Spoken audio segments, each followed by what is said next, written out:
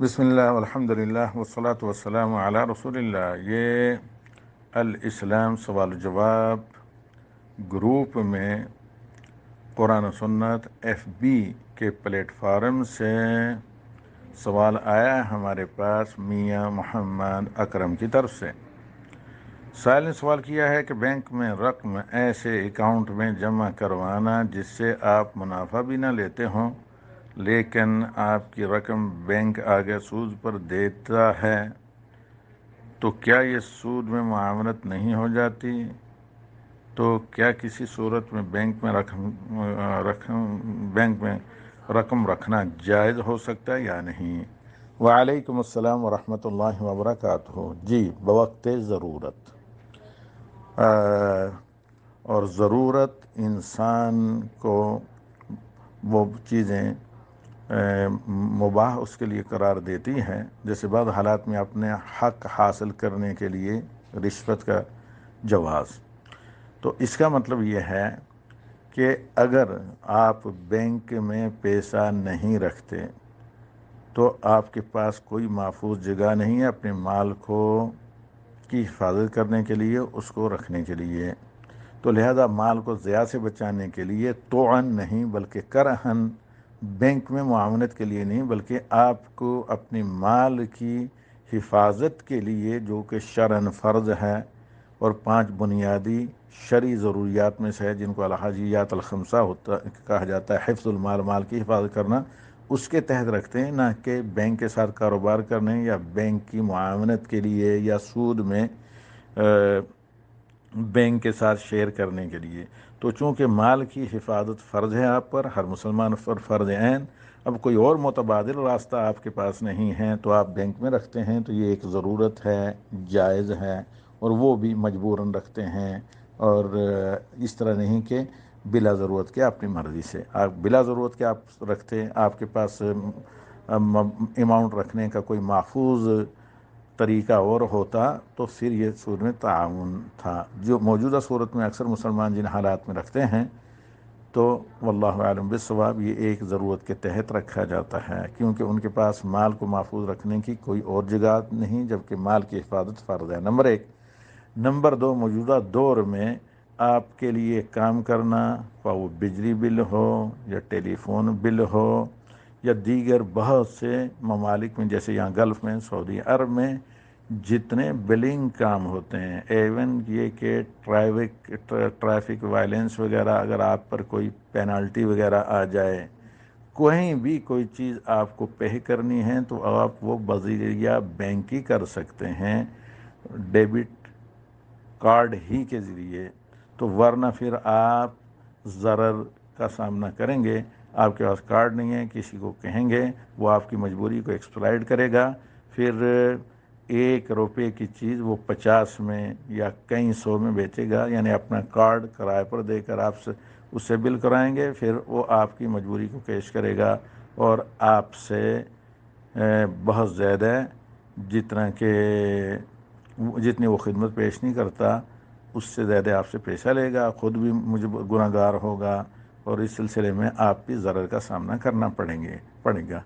ان مجبوریوں کے تحت آپ بینک میں پیسے رکھتے ہیں۔ پھر منی ٹرانسفر کا یا ریمیٹنس کا کوئی لیگل آپ کے پاس راستہ ہی نہیں جو گارنٹیڈ اور مضمون ہو، ایک جگہ سے ایک آدمی سے دوسرے کے پاس، یا ایک ملک سے دوسری جگہ، یا ایک شہر میں دوسری جگہ، اور اسی طرح آسانی سے ضیاع سے اور حرام خوروں، کام چوروں، یا اس طریقے سے ہیرا پھیری، ڈاکہ زنی کرنے والوں سے بچنے کے لیے، نقلی نوٹوں سے بچنے کے لیے آپ کے پاس ایک ہی ذریعہ ہے کہ بینک ڈیبٹڈ کارڈ کے ذریعے آپ پے کریں۔ تو یہ سب مجبوریاں ہیں، چونکہ یہ ایک آپ کی ضرورت ہے، اور سب شریعت کے اس قاعدے کے تحت آتی ہیں کہ آپ پر جس طریقے سے اپنے دین کی عزت و آبرو کی اور اپنے جسم کی، عقل کی اور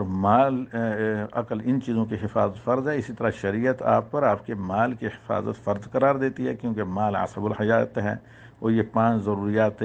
شرعیہ میں آتی ہیں۔ تو اس طریقے سے اگر ضرورت کے تحت آپ بینک میں پیسے رکھتے ہیں، اگرچہ بینک اس کو किसी بھی کام میں بھی استعمال کرے، چونکہ آپ اس پر راضی نہیں ہیں، توان نہیں دیتے، کرہن دیتے ہیں، ایک مجبوری کے تحت بینک میں رکھتے ہیں، تو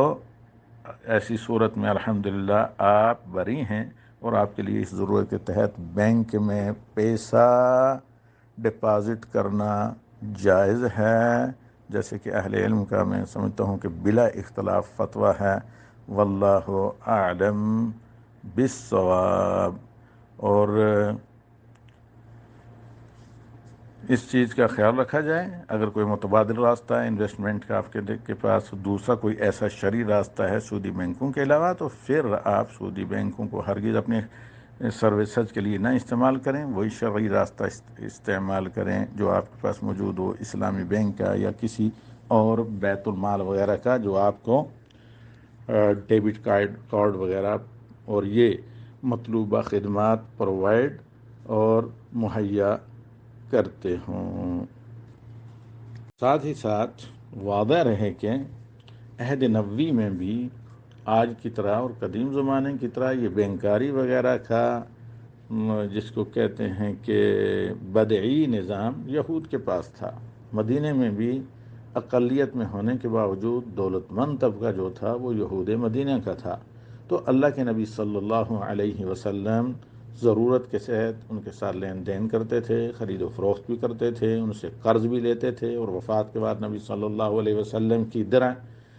رہن کے طور پر ایک یہودی کے پاس، جن سے نبی صلی اللہ علیہ وسلم نے قرض لیا، رکھی ہوئی تھی۔ اور یہ بات اظہر من الشمس ہے کہ یہود و مدینہ کا جو کاروبار تھا وہ غیر شرعی تھا، اور زیادہ تر ہمیشہ کی طرح یہود سودی کاروبار کرتے تھے۔ دو چیزیں یہود میں اور بعض باطل فرقوں میں بر صغیر میں کچھ اس طرح کے طبقے ہیں جن کو کبھی میں نے اپنے ایک آرٹیکل میں یہود ہند کہا تھا، وہ جو ہے نا پگ والے طبقے جو بزنس میں بہت آگے ہوتے ہیں۔ تو یہود ہمیشہ سے سودی کاروبار میں بھی مشہور رہے ہیں جس طرح شہر میں مشہور ہیں۔ تو اسی طرح بعض ایسے طبقے جو یہودی مینٹلٹی کے ہیں، اگرچہ اپنے اوپر اسلام کا لیبل بھی لگاتے ہیں، تو اس میں شک نہیں کہ ان کے ہاں بھی شہر اور سودی کاروبار بام عروج تک پہنچا ہوا ہے۔ تو اللہ کے نبی صلی اللہ علیہ وسلم اور صحابہ اپنی ضرورت کے تحت یہودیوں کے ساتھ کاروبار کرتے تھے،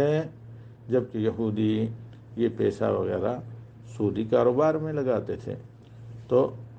اب ایک ضرورت کے تحت کرتے تھے، اور اس کو اللہ کے نبی صلی اللہ علیہ وسلم نے منع نہیں کیا۔ جب آپ کے پاس متبادل راستہ مل جائے تو اس کو پہلی فرصت میں چھوڑ دیں۔ ھذا واللہ اعلم بالصواب۔